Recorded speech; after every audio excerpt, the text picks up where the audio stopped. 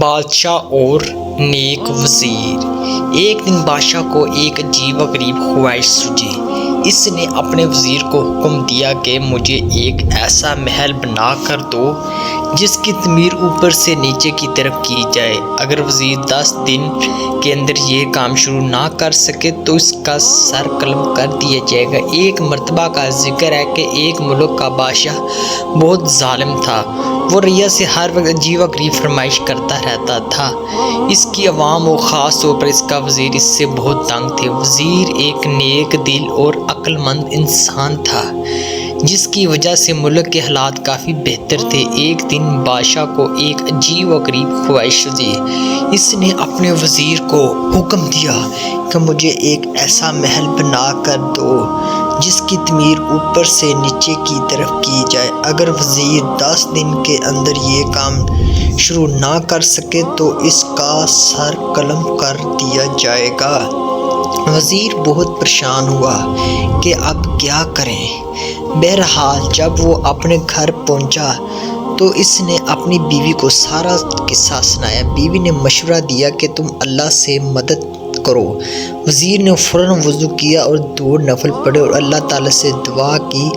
دعا کرتے ہوئے وزیر کو نیند آ گئی۔ خواب میں کیا دیکھتا ہے کہ وہ ایک جنگل میں جا رہا ہے کہ اس کو کوئی چمکتی ہوئی چیز ملتی ہے جسے لے کر وہ بادشاہ کو دے دیتا ہے اور بادشاہ بہت خوش ہوتا ہے۔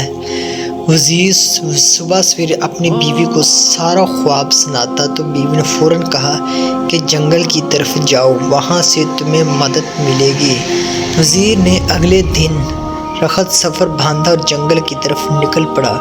وہ تھوڑا بہت آرام کرتا اور چل پڑتا۔ چلتے چلتے اس کو 5 دن ہو گئے لیکن کچھ کامیابی نہ ملی تو اس نے سوچا کہ چلو اب واپس چلتے ہیں، اس مسئلے کا کوئی حل نہیں۔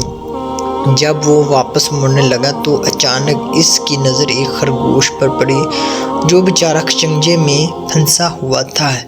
نیک دل وزیر نے فوراً شکنجہ سے خرگوش کو آزاد کرایا اور پھر واپس مڑنے ہی لگا تھا کہ اس کی ایک آواز آئی، اے نیک دل انسان، تمہارا بہت شکریہ۔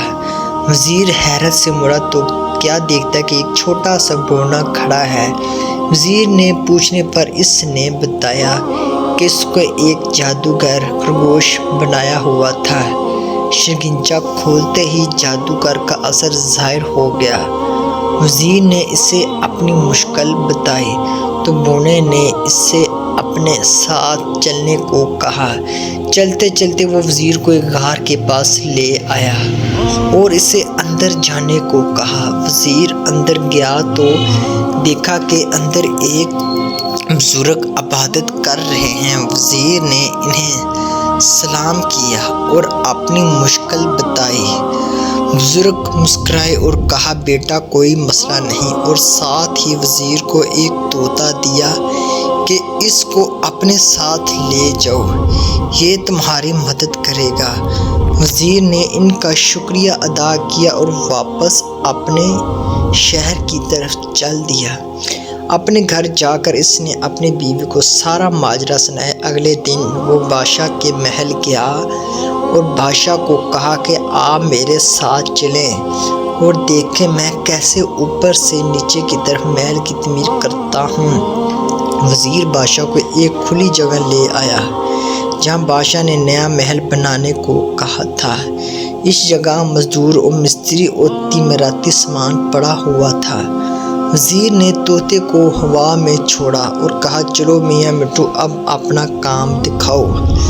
طوطا اڑتا ہوا کافی اونچائی پر چلا گیا اور آواز لگائی، شروع کر دیں اینٹیں پکڑاؤ اور اینٹیں پکڑاؤ۔